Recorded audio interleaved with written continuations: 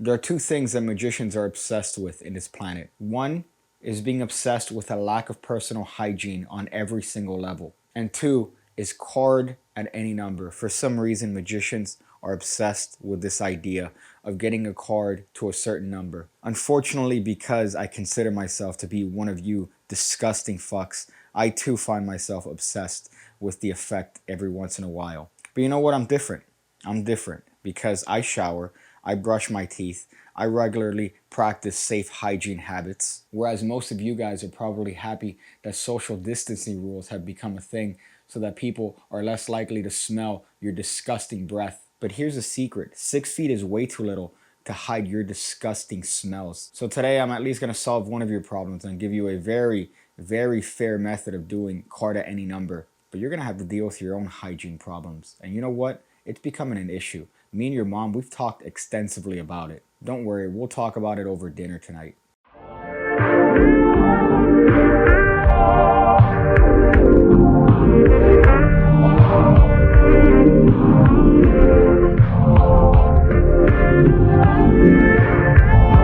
So for this, we're going to be using our trusty deck of Bin Wang playing cards just for the sake of letting everybody know that I got bigger bolas than you guys complaining about your playing cards and the cards you use in your own respected countries. Oh man, I can't do the sleights that you teach because the cards in my country suck. Well listen, I got the cards from your country and I'm doing just fine. So the spectator here is asked to name any number between 1 and 52.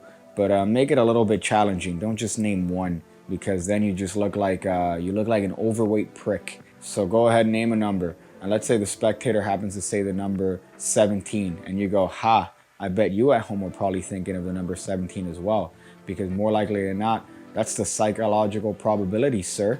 Bet you didn't know that. So I'll tell you what, I'll give you an opportunity to change your mind. And of course the spectator maybe decides to change their mind and go with 15. They go with 15, which is perfectly fine. So you're gonna count down to 15. So that's 1, 2, 3, 4, 5, 6, 7, 8, 9, 10, 11, 12, 13, 14, 15, sir.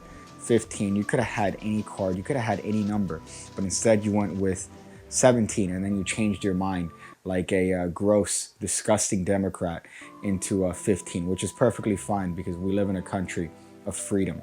And the 15th card, of course, happened to be the 5 of spades. Good choice, sir. It's good that you picked the 5 of spades because in my pocket, I have a little bit of a prediction. I'm going to show my hand perfectly empty. No germs in my hand. Learn how to do that, magicians. And in my pocket, I have one card, and it happens to be the 5 of spades. Now, of course, you might think, hey, you just did some clever little bit of a switch there. You did some clever sleight of hand. No, and let me prove it. Because paradoxically, you picked the only red card in the entire deck. Bet you didn't see that coming, bitch. And if I could be fucked to find a blank deck, I would gladly show the rest of the cards that have been blank at this point. But unfortunately, in my search to find a blank deck of cards among my my trash pile, I could not find one. So just pretend that all these cards are blank. Oh boy, what a kicker ending.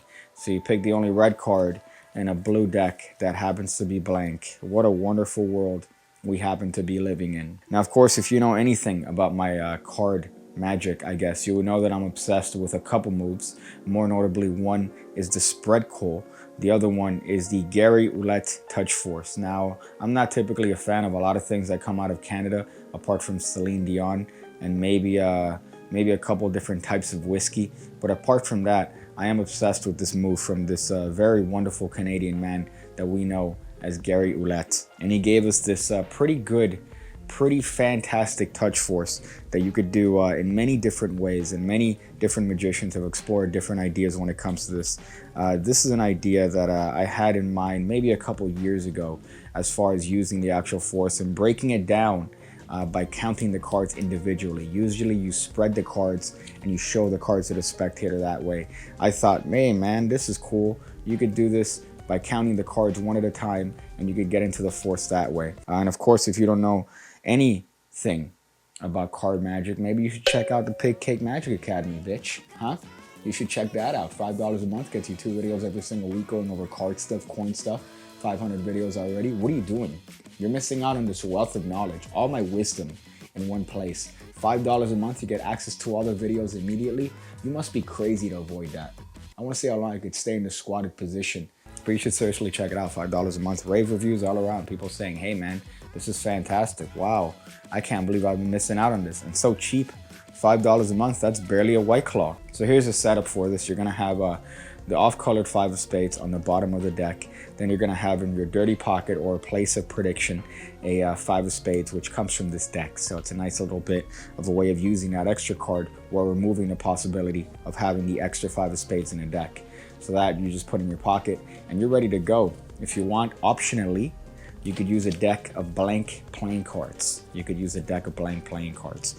So that at the end you have a twist where not only did the prediction match, but also the color of the card happens to be different, and then also the deck happens to be blank. So you're doing one of these routines from the 90s where it's like, oh, and guess what? At the end of the day, I'm not even a man, I'm a woman. And you pull out your stuff and you show that you're actually barren of any genitalia in terms of panasia. So this is fairly simple. All you're going to do is you're going to cut the 5 of spades to a position that you think is around the number that they're going to name. Now, I know what's going to happen. You're going to have a bunch of people in the comments saying, hey, but what if they name a number past the break? Oh man, I'm lost. I'm like a turtle without its mother. Well, relax. Okay, relax. There are different alternatives. There are different things that you could do to ensure that you're going to have them name a card within the bank of the break. It's going to make sense. So let's assume that I'm going to cut the cards, and I'm going to cut the cards to make sure that the card is about 20th from the top of the deck. Now, this isn't a precision. This isn't precise, but it's a good estimation that their card is at least under, I would say, 25 cards, just to make sure. And here I'm going to have them name any number between 1 and 52. Now, if they happen to name a number that's outrageous, like a 40 or even a 30, I might say, listen, all right, I'm going to deal through the cards. I don't want to deal all day, buddy. All right, I don't know what you're doing, but I'm here trying to promote the economy. You seem to want to regress the economy like a filthy alt-righter. All right, so why don't you just calm down there and name a number that's a little bit lower and finesse your way into that, having them name a number that's lower. If they choose to be a little bit adamant, that's fine. Just add a couple more cards. A little bit of a cut on top so you could actually get to their number. But here's a little bit of an any card secret. Most spectators typically pick the number 17 when asked to pick a number from 1 to 52. I don't know why. I think maybe it has to do with their age of preference when it comes to the opposite gender. But here you're going to have the spectator name a number. Let's say they happen to name 15, again, for the sake of explanation here. What you're going to do, remember you have a break here, is you're going to count down to the 15th position. So that's 1, 2, 3, 4, 5, 6, 7, 8, 9, 10, 11, 12, 13, 14, and 15. Now here, it's going to be very important that I'm going to outjog this card and I'm going to square up the rest of the deck. So this is going to be very similar to the touch force. As a matter of fact, it's the exact same situation you would find yourself in if you're doing a touch force normally. Remember, the touch force is you have a break right there. That's going to be the force card right here. You spread the cards and have them touch whichever card they want. You're going to outjog that card and you're in this position. So you're pretty much doing the exact same thing, but this time you're counting down to a specific number. So at this point, what you're going to do is you're going to use your dirty right hand to square this card up flush with the deck. Now, if you just did that, they would look at you as if you just farted in their face. But if you combine that with the action of lifting up at your break, it seems like you're lifting up the card that they happen to have touched or the card at the number that they happen to name. So let's say this happens to be 15. It's not, but we're just doing this for the sake of explanation here. I'm going to square the deck up, and in one action, I'm going to lift up at my break here as I turn my hand to a palm up position. Now, what this is going to do is that this is going to ensure that when I take this card and thumb it off onto the deck here, my left hand, they're not going to see the back of that card. So that back is actually hidden from their sight. As a matter of fact, they just saw a blue back. They just saw a little bit of a blue back here because if you spread the cards, guess what? They see blue there. So when you square this up and do the move, it's going to seem like that's the same card that they just saw outjogged. Really, it's not. It's not. It's the card that you wanted because you're in control. All right. You didn't have a control over your childhood because your father wasn't around. But when you're an adult, you say, you make the rules. So at this point, you could show your prediction. You could reach into your pocket, show the fact that you managed to predict the card picked would be the 5 of spades. And then, of course, the kicker being that it happens to be the only red card in the entire deck. And that's a nice little bit of a conclusion here. Again, as I mentioned earlier, you could have a blank deck of cards where you could spread the cards and show that that happens to be the only card that they picked. If you happen to do that, then you actually don't need the prediction in your pocket, because you could just show the fact that the card happens to be the only red card in the deck. So that's the first bit. And then the second bit would be that the cards are all blank apart from this one card at the specific number that they named. So it becomes a really who's who of who stabbed my grandmother. But so far, you have a wonderful use of the touch force. Again, this force is one of the things that I've spent many a moons studying and finding out different ways to do it, whether that's face up, whether that's face down, whether that's counting the cards individually. Many lonely virgin nights thinking about this particular movement and how efficient it is, and not only forcing a card in the deck, but also switching cards. It's a tremendous way to switch cards, and in this way we're doing it with a little bit of a card at number bit. So that's one of my favorite methods of doing card at number. And you don't have to do it with a red back too. You could do that with a normal deck if you want. So some people say, hey, what if I want to do this with a normal deck? Then do it with a normal deck. Somebody said a long time ago, hey, there's no stupid question. And I think that that person was just covering for the rest of the stupids. All right, there are stupid questions, and that's a stupid question. So definitely you could do this with a normal deck. And if they happen to name a number that's higher than the break that you actually have, well, again, try to get them to name a lower card, name a lower number. Sir, that's too high. I don't want to be here dealing all day. Do you have things to do? Because I have things to do as well. All right, and it seems like you don't have things to do because you want me to deal to the 43rd position. You know how far that is in a deck, you ignorant slut? So just try to finesse your way to get them to name a lower number. There was a cockroach around here, like a small one that I sprayed down with a significant amount of poison, which I'm pretty sure has now entered my body as well. So I'm probably poisoned too. But I'm a big human. So I could take the poison.